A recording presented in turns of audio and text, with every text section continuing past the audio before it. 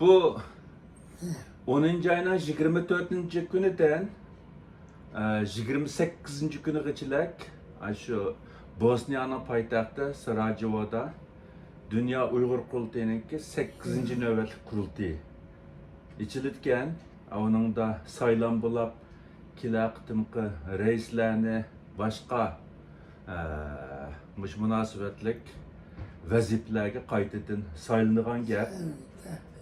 Onun aslını alaydı teklif kılgan idi. Ama ki her xil sebepler tüpelden belki baranmayla şunlaşka ulağdaydıgan kandak yürek sözleri var mı şu 8.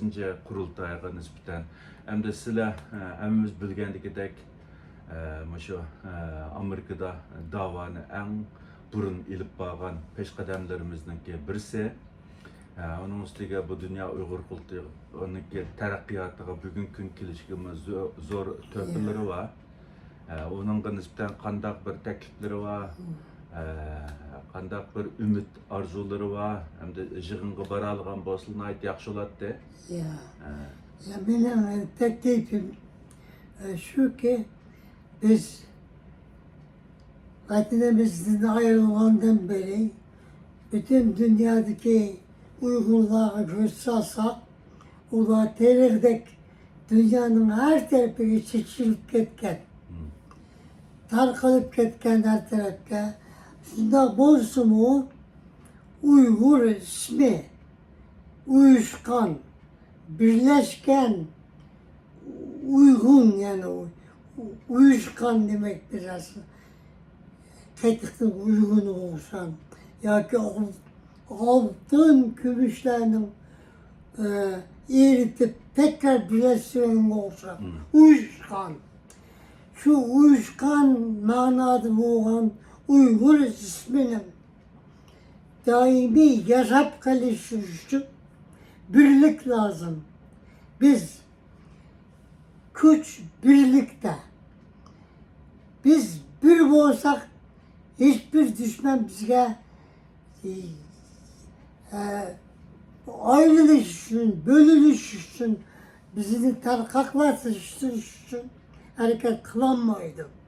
Onun için benim bir kadar teklifim Uygur ismine layık uyuşup, birleşip, ittifak bulup inak yaşamımızı devam ettirsek şu esnada milli mevcudiyetimizi saklap kılış için milli medeniyet, milli örf adet bu işlerini biz bir yolluk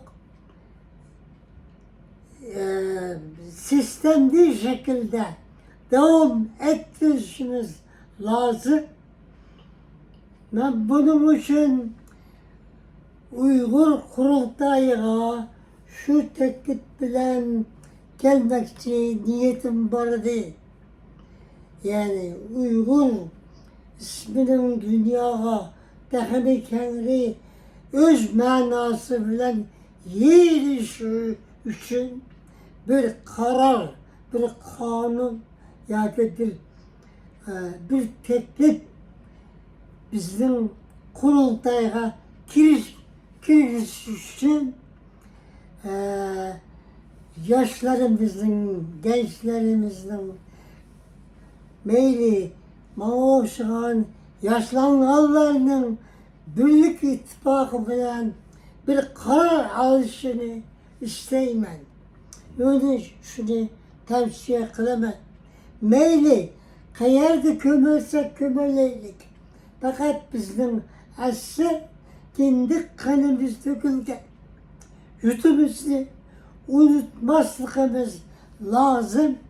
Bu hususta başka neslerge kumul büyüsün evvel.